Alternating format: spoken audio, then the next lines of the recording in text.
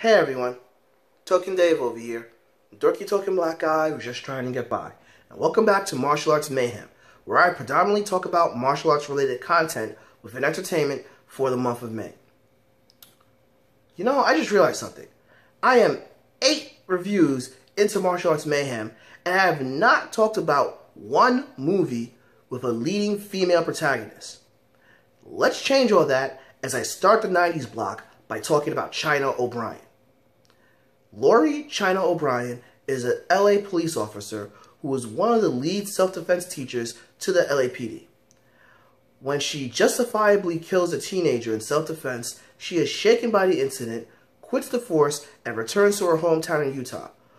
While she is reuniting with her father, who is also the town sheriff, his deputy, and her high school sweetheart, she learns that her hometown has fallen into lawlessness thanks to an organized criminal syndicate.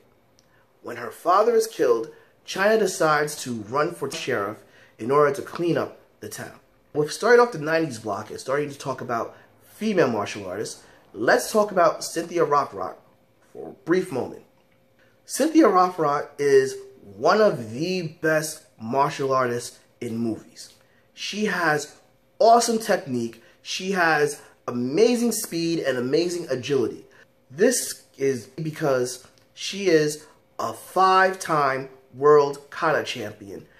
I think she's competed in over 30 competitions where she has taken first place for katas.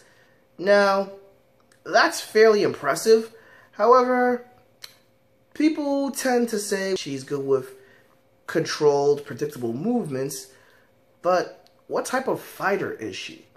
A lot of martial artists at that time were mostly about flair and flash.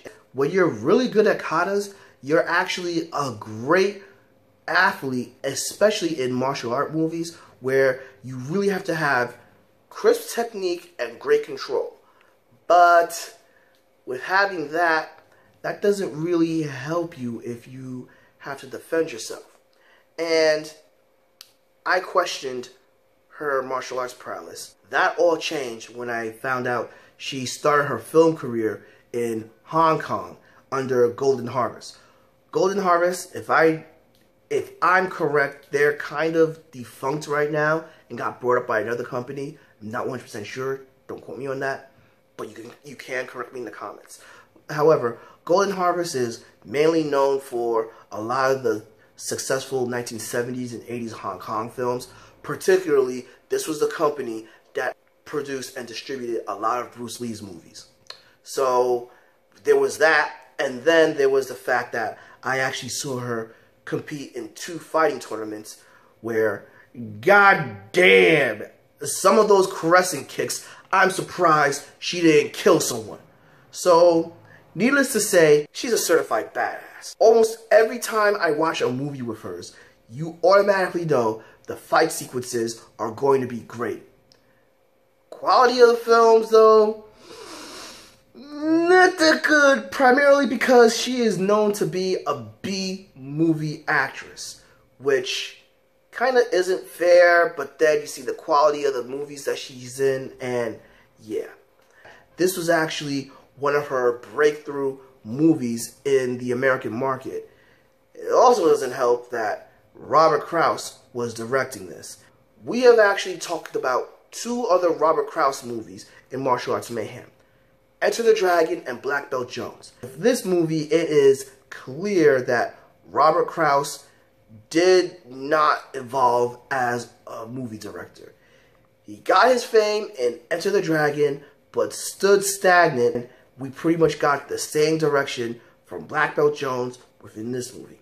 We have Cynthia Rothrock in this, as well as Richard Norton, who plays Matt, her former childhood sweetheart, love interest, and partner within cleaning up Utah. I'm only going to just say that about Richard Norton. There's a lot more to say about him, which I will do so in next year's Martial Arts Mayhem.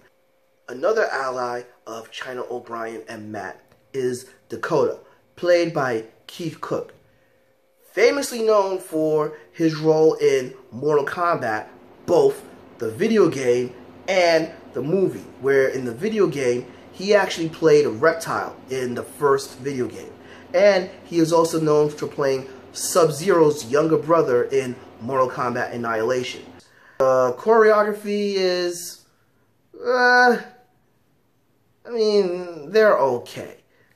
The technique of Rock, Norton, and Cook are awesome, but they could have given them better people to go against. And majority of this movie has to deal with an election and corruption. So we have a martial arts action movie, but is mostly based around politics, which for me is awesome, but for the average person, not so much. But I will say this.